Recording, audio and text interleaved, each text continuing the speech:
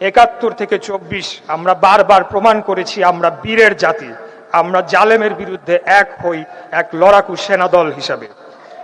প্রিয় উপস্থিতি, আজ এই অনুষ্ঠানে এমন অনেক মানুষ আছেন যাদের শরীরে এখনো সেই সংগ্রামের ক্ষতচিহ্ন বহমান। কারো হাত নেই, কারো পা নেই, কারো চোখের আলো নিভে গেছে, কিন্তু আমি জানি তাদের হৃদয়ের আলো নিভে যায়নি। আর আজ আমরা গভীর শ্রদ্ধার সঙ্গে স্মরণ করি সেই সব শহীদদের যারা আর ফিরে আসেননি। হয়তো কোনো এক বিকেলে তারা আপনার পাশেই দাঁড়িয়েছিলেন, হয়তো কোনো এক মিছিলে তারা আপনার পাশেই হেঁটেছিলেন। আজ তারা আমাদের মাঝে নেই, কিন্তু তারা কি সত্যিই নেই? না, তারা আছেন এই বাংলাদেশের প্রতিটি পতাকায়, প্রতিটি স্বাধীন নিঃশ্বাসে, প্রতিটি শিশুর হাসিতে, প্রতিটি মানুষের মুক্ত কণ্ঠে। যে মানুষ নিজের জীবনের চেয়ে দেশের মর্যাদাকে বড় করে দেখে, সে কখনো মৃত্যুবরণ করে না। সে ইতিহাস হয়ে যায়, সে প্রেরণা হয়ে যায়, সে জাতির আলোকবর্তিকা হয়ে যায়। প্রিয় ভাই ও বোনেরা, এই আন্দোলন কোনো একক ব্যক্তির আন্দোলন ছিল না, এটি ছিল গণমানুষের আন্দোলন, এটি ছিল বিবেকের আন্দোলন, এটি ছিল অন্যায়ের বিরুদ্ধে মাথা উঁচু করে দাঁড়ানোর আন্দোলন।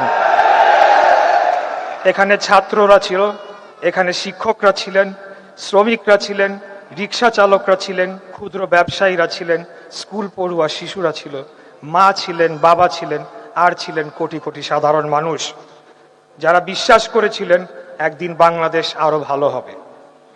প্রশ্ন করি আপনাদের তো সুন্দর ভবিষ্যৎ ছিল, আপনারা চিকিৎসক হতে পারতেন, প্রকৌশলী হতে পারতেন, বিজ্ঞানী হতে পারতেন, উদ্যোক্তা হতে পারতেন, বিশ্ব জয় করার স্বপ্ন দেখতে পারতেন। তবুও যখন দেশের সামনে ন্যায় আর অন্যায়ের প্রশ্ন এসে দাঁড়ালো, আপনারা নিজেদের ভবিষ্যৎ আগে দেশের ভবিষ্যৎকে বেছে নিয়েছিলেন।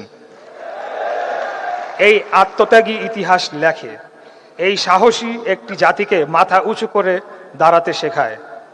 আজ আমি এই মঞ্চ থেকে আপনাদের প্রত্যেককে স্যালুট জানাই, শ্রদ্ধা জানাই, ভালোবাসা জানাই। প্রিয় ভাই ও বোনেরা, আমরা যেন একটা বিষয় কখনো ভুলে না যাই, জুলাই শুধু অতীতের স্মৃতি নয়, জুলাই ভবিষ্যতের দায়িত্বও বটে। যেখানে অন্যায় হবে আমাদের বিবেক জেগে উঠবে, যেখানে অবিচার হবে আমাদের কণ্ঠ উচ্চারিত হবে, যেখানে মানুষের অধিকার হরণ হবে আমরা নীরব দর্শক হয়ে বসে থাকব না। কারণ জুলাই আমাদের শিখিয়েছে ভয় নয়, সাহসী ইতিহাস বদলায়, নীরবতা নয়, প্রতিরোধকারীরাই শেষ পর্যন্ত বিজয়ী হয়, আর বিভক্তি নয়, ঐক্যই একটি জাতির সবচেয়ে বড় শক্তি। আসুন আমরা এমন একটি বাংলাদেশ গড়ি যেখানে মানুষের মর্যাদা থাকবে, গণতন্ত্র শক্তিশালী হবে, ন্যায় বিচার প্রতিষ্ঠিত হবে, ভিন্ন মত প্রকাশ কোনো অপরাধ হবে না, আইনের শাসন হবে সবার জন্য সমান। পৃথিবীর মানচিত্রে স্বাধীন দেশ হিসেবে আমরা মাথা উঁচু করে সদর্পে বসবাস করব। এই হোক আমাদের অঙ্গীকার, এই হোক জুলাইয়ের প্রতি আমাদের সত্যিকারের শ্রদ্ধা। আল্লাহ তাআলা আমাদের সবাইকে সত্য, ন্যায় এবং ইনসাফের পথে অটল থাকার তৌফিক দান করুন।